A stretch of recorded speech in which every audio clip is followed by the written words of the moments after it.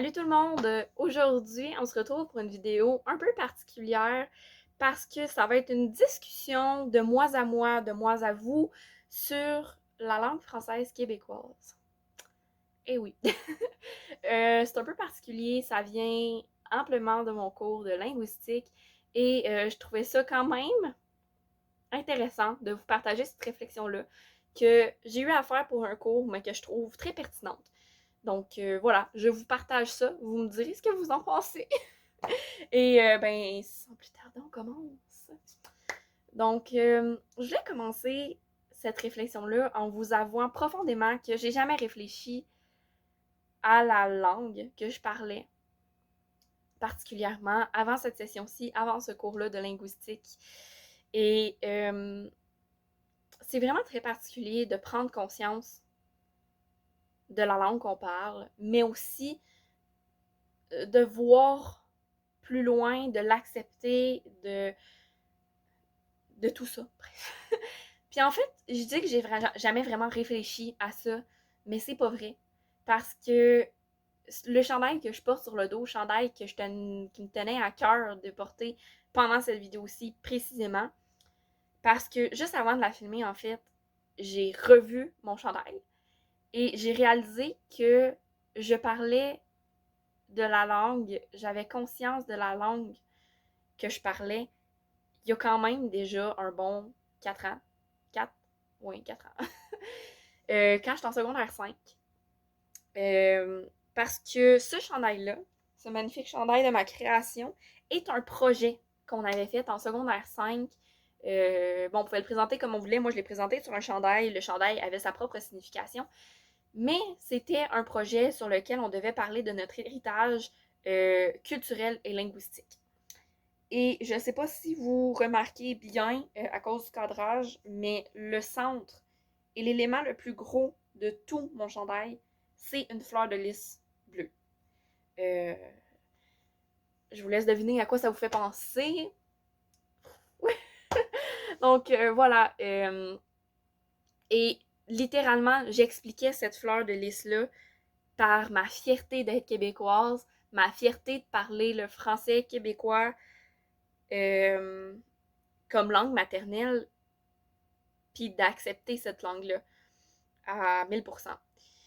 C'est particulier parce que en une session, donc en approximativement 4 mois, c'est la première fois que je repense à cette réflexion-là que j'ai eue quand j'avais 16 ans, 16-17 ans. Puis que là, je me rends compte que j'ai pensé à ma langue déjà par le passé. C'est juste que j'en avais pas conscience. Et je l'ai oublié. Malheureusement, j'ai oublié la fierté que j'avais de dire que j'étais québécoise, la fierté que j'avais de dire tout ça, de dire je parle le français québécois. Oh mon dieu, j'ai tellement refait sortir mon accent. Ok. Puis c'est juste le fun. Fait que ça me tenait vraiment à cœur de mettre ce chandail-là parce que mon dieu, il fit à merveille avec cette vidéo. Maintenant que ceci est dit, rentrons dans le vif du sujet. Donc, oh mon dieu, qu'est-ce qui se passe avec le français québécois? Je vous ai déjà dit que ça me faisait bizarre d'y penser, first. Mais j'aime le français québécois. J'adore le français québécois. C'est ma langue, j'en suis très fière. Et c'est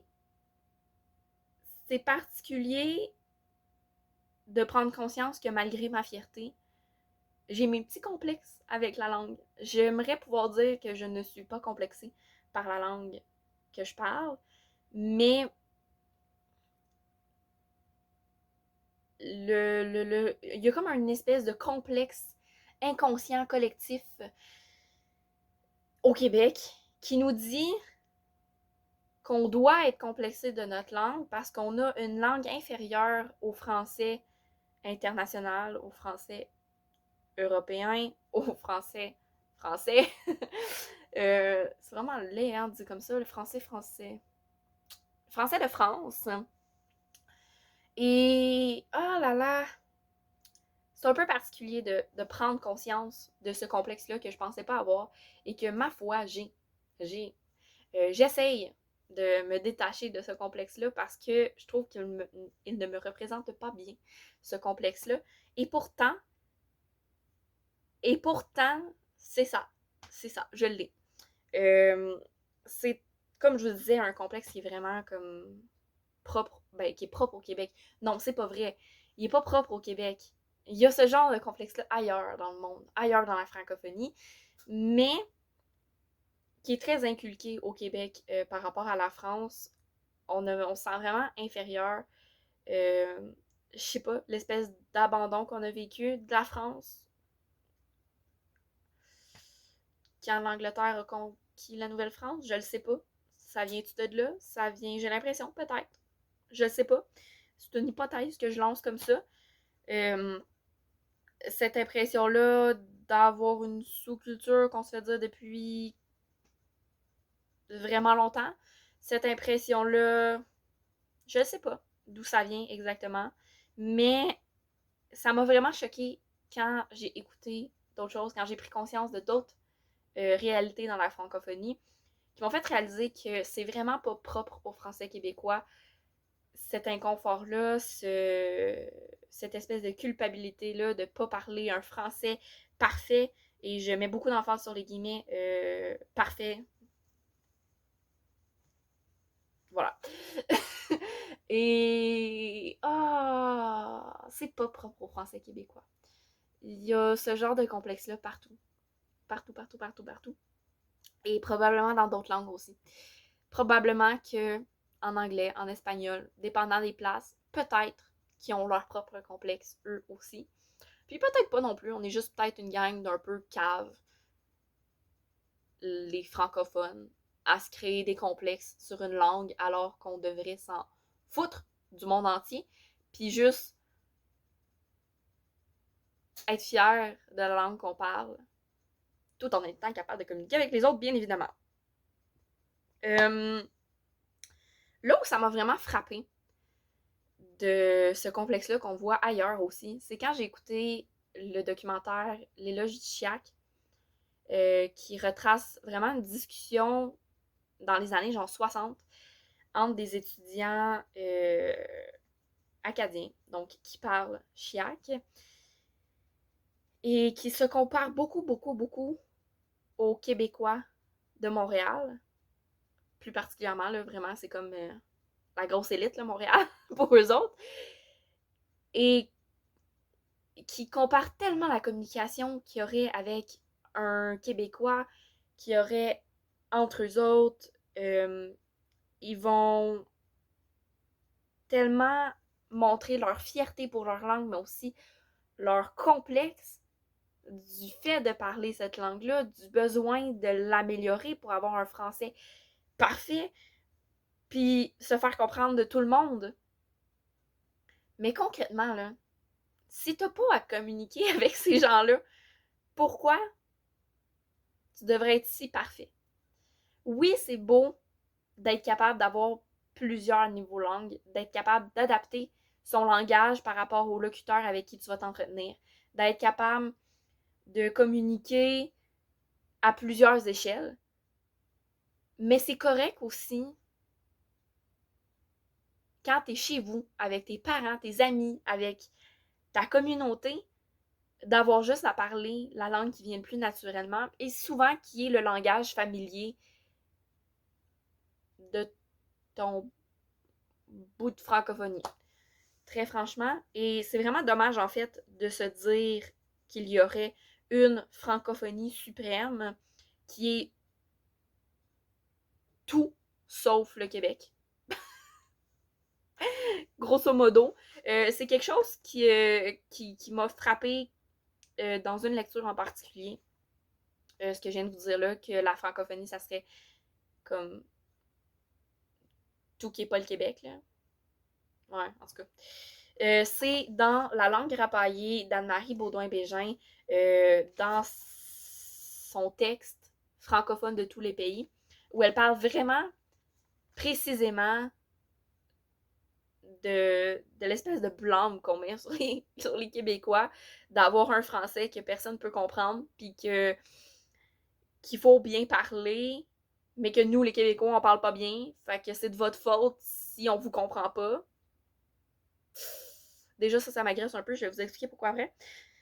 Mais en fait, ce qu'Anne-Marie explique dans cet extrait-là, après avoir repris un des commentaires classiques qu'elle reçoit quand elle aborde le français et la linguistique et tout, euh, sur un blog qu'elle a, si j'ai bien compris, c'est en fait de se faire dire que tout le monde devrait nous comprendre, mais en fait, ce qu'elle dit clairement, c'est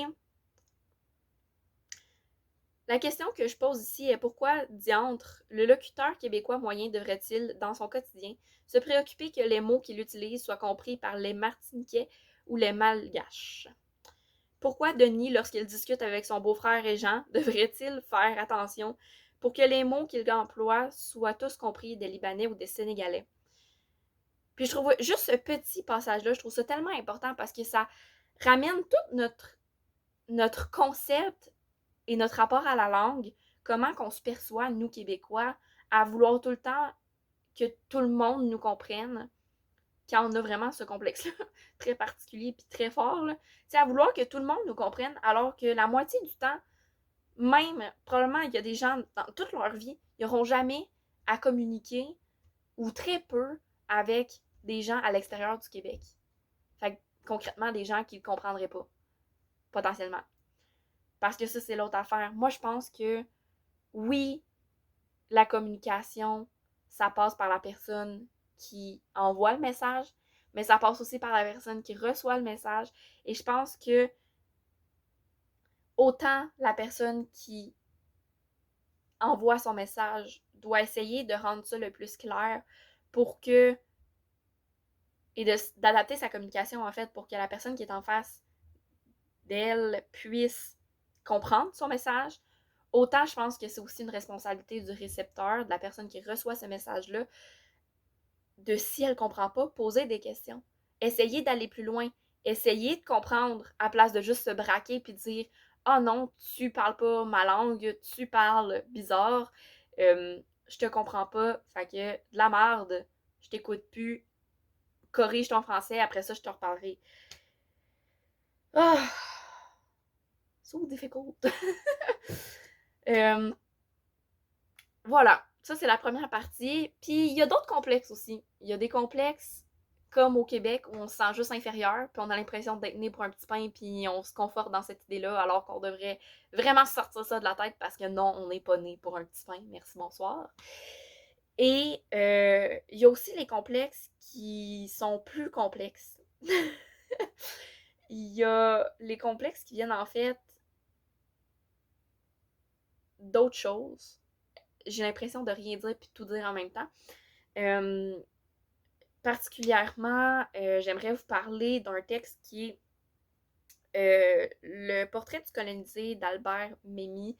Puis c'est vraiment dans son texte à lui que j'ai réellement compris ce complexe-là, cette difficulté-là de parler une langue.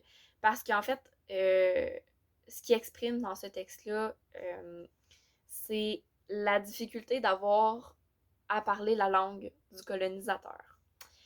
Dans plusieurs pays africains, même en Asie, il y a des colonies, anciennes colonies françaises.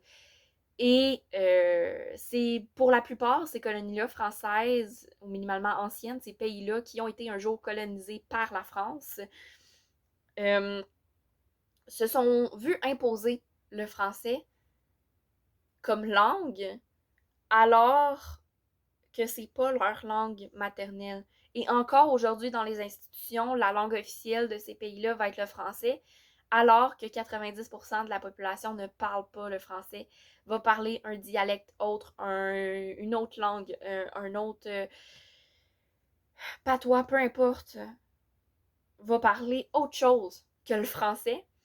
Et pourtant, c'est des pays qu'on considère dans la francophonie parce que leur langue officielle, c'est le français. Et pourtant, c'est pas la langue maternelle. D'où la difficulté, en fait, de se reconnaître dans ce français-là, de se faire de se faire identifier comme étant francophone parce que c'est pas nécessairement la langue qu'ils vont vraiment parler. Certains, oui, ils vont le parler, mais ce sera pas leur langue maternelle, ça va être une langue secondaire. Donc voilà, c'est juste comme vraiment très particulier cette difficulté-là de se représenter dans le français, cette difficulté-là de se faire imposer une langue aussi qui crée certains complexes, qui crée certaines réticences. Et j'ai trouvé ça vraiment intéressant de voir aussi sur cet angle-là la francophonie parce que une majorité des pays francophones, si je me trompe pas trop, c'est des pays qui ont été colonisés un jour. Concrètement, le Québec aussi est une nation qui a été colonisée un jour, mais c'est un peu différent. Mais ça, c'est une autre histoire. Nous autres, c'est un autre complexe. C'est un gros complexe d'infériorité qu'on a. Mais voilà. Puis je trouve ça vraiment super intéressant de voir tous ces différents complexes-là, mais en même temps, je trouve ça tellement difficile de voir tous ces différents complexes-là, parce que je me dis, mon Dieu, qu'on devrait pas être complexé, tabarnouche. On peut-tu avoir confiance en nous, avoir confiance en notre langue, être fier de notre langue, tout en désirant l'élever pour, oui, se faire comprendre à différents niveaux, oui, être capable de s'adapter socialement à différents niveaux de langue, à différents contextes, à différentes demandes pour être capable d'avoir une bonne communication, de ne pas freiner la communication, mais en même temps, c'est de se voiler la face, de dire qu'il existe un français parfait, puis qu'on devrait tout s'y jeter, parce que je ramène à ce que je vous ai dit tantôt dans la langue rapaillée, de faire ça, de vouloir amener tous les Français différents de la francophonie en un même français, qui serait parfait pour tout le monde, que tout le monde pourrait comprendre, ben, en fait, c'est de détruire les langages familiers de ces différents français-là. Parce que concrètement, en essayant de supprimer les particularités de ces différentes langues françaises, ben, dans le fond, c'est juste de supprimer les particularités linguistiques, les particularités phonétiques. Et en supprimant ces particularités-là, ben, c'est le langage familier que tu supprimes. Donc, parce que c'est généralement ce qui est véhiculé quand on demande d'avoir un français parfait. Puis c'est ça qu'explique brillamment avec des belles métaphores de bulles et de savon Anne-Marie dans son texte. J'ai trouvé ça vraiment intéressant. Pour vrai, ça m'a amené à un tout autre niveau de réflexion. Donc ouais, c'est vraiment quelque chose et j'aimerais pouvoir dire que je suis 100% fière de mon français québécois, que je n'ai pas de complexe, mais c'est pas vrai. Je me souviens, quand j'ai commencé ma chaîne, ça fait pas très longtemps, mais quand j'ai commencé, je me souviens à quel point je me mettais une pression monstre pour avoir un français plus propre, plus travaillé, moins québécois, très clairement. Et en tassant toutes ces petites particularités-là de mots qui seraient trop québécois, de mots qui, je sais pas, qui pourraient être mal compris, parce que je le sais qu'il y a une partie de mon public qui est européen, ça m'a freiné beaucoup dans ma créativité. Sincèrement, je regarde les premières vidéos que j'ai fait, je ne sais pas à quel point ça paraît, mais moi, j'ai des souvenirs de moi assis ici, en train de filmer ma vidéo et de juste réfléchir à comment je parle. Oh non, là, j'ai dit quelque chose, j'ai fait une formulation trop québécoise. Oh non, là, j'ai dit quelque chose que, mon Dieu, c'est sûr qu'ils comprennent pas. Oh my God, là, mon accent, il sort full. Mais là, j'en ai plus rien à cirer. Puis c'est au moment où je me suis libérée de ce poids-là, partiellement, des fois ça me revient, des fois ça passe. C'est vraiment variable. Des fois, j'ai mes petits moments de faiblesse, j'ai envie de dire, mais en tout cas, sur ce complexe-là, que j'aimerais ne plus avoir. Mais c'est vraiment quand j'ai laissé aller ce poids-là, cette pression-là, que je me suis mis à être vraiment plus créative et à avoir du fun à faire mes vidéos. Parce que concrètement, je suis toute seule devant une caméra. Les retours, je les ai 2 semaines plus tard quand je publie ma vidéo. Fait que... Puis le plus important, motadine, c'est d'avoir du fun, puis c'est ça que vous aimez, que j'ai du fun quand je fais mes vidéos, quand je vous transmets ce que j'ai à vous dire. Puis mon Dieu que ça me freinait dans ma communication d'essayer d'avoir le petit français parfait, puis de freiner ma nature français québécois. Voilà, c'est tout ce que j'ai à dire. Oh là là, ça fait du bien de libérer ça, très sincèrement.